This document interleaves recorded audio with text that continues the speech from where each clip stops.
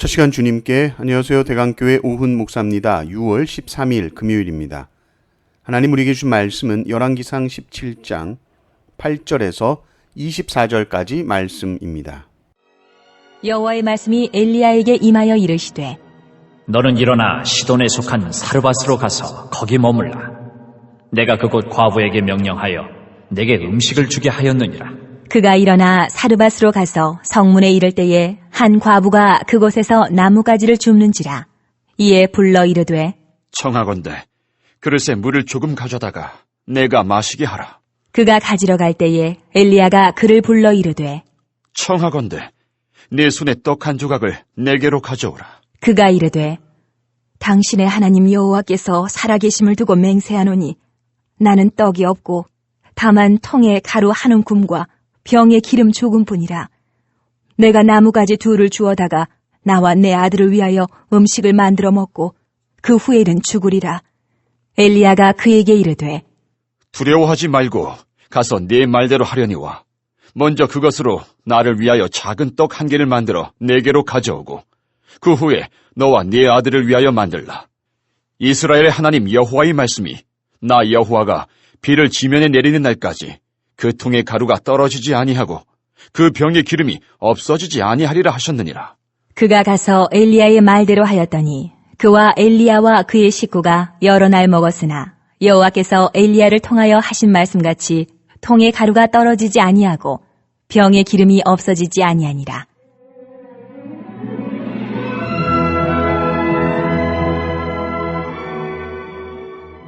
이 일 후에 그 집 주인 되는 여인의 아들이 병들어 증세가 심히 위중하다가 숨이 끊어진지라.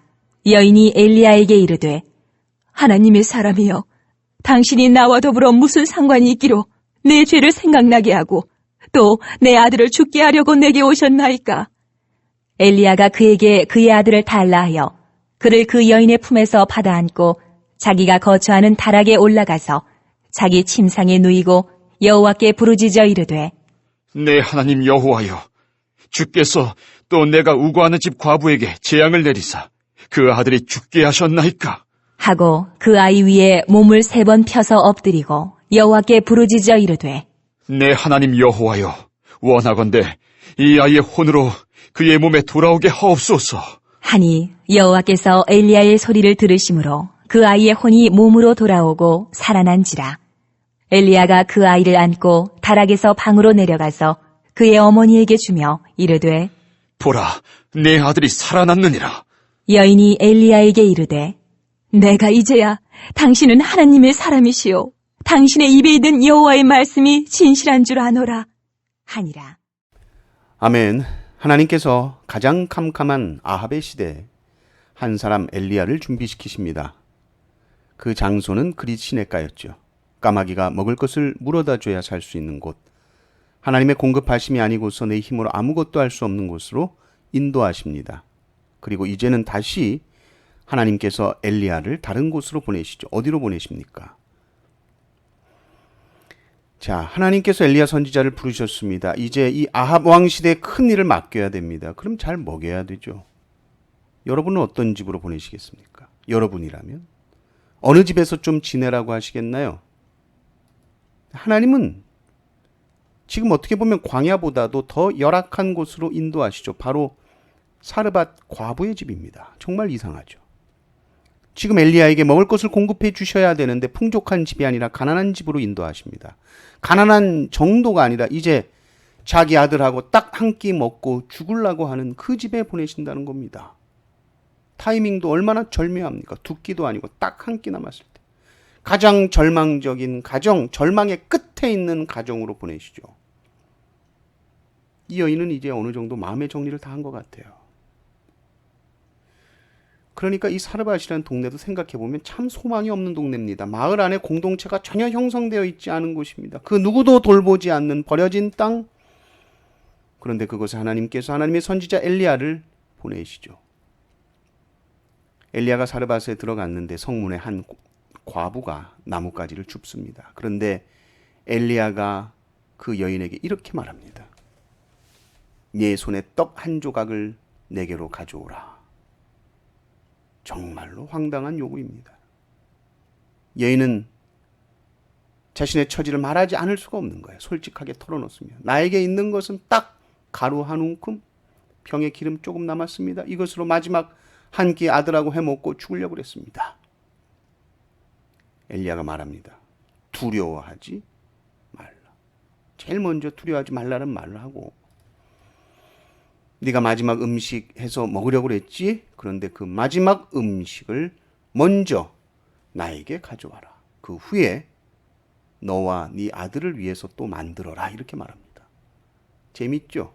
아니, 그 후에 뭘 또 만듭니까? 그 후라는 것이 이 여인에게는 없잖아요. 그 후는 이 여인에게 있어서 뭐였습니까? 죽음이었잖아요. 죽으려고 그랬잖아요. 미래가 없었잖아요. 끝이었잖아요. 그러나 하나님께서 이 사르밧 과부에게 미래를 주셨어요. 먼저 하나님께 드려라. 그러면 그 후에 삶이 열리는 거예요. 비가 다시 내릴 때까지 통에 가루가 떨어지지 아니할 것이요 병에 기름이 없어지지 않는다. 이 하나님의 말씀은 믿음을 요구하고 계신 것입니다.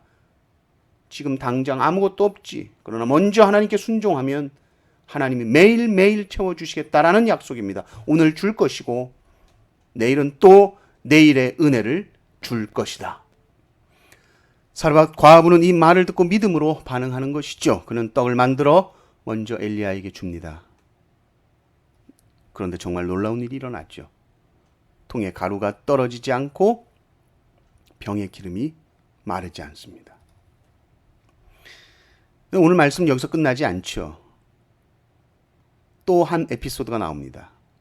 사르밧 과부의 아들이 죽습니다. 절망 끝에 희망이 찾아오나 했는데 더 큰 절망이 또 찾아온 것이죠.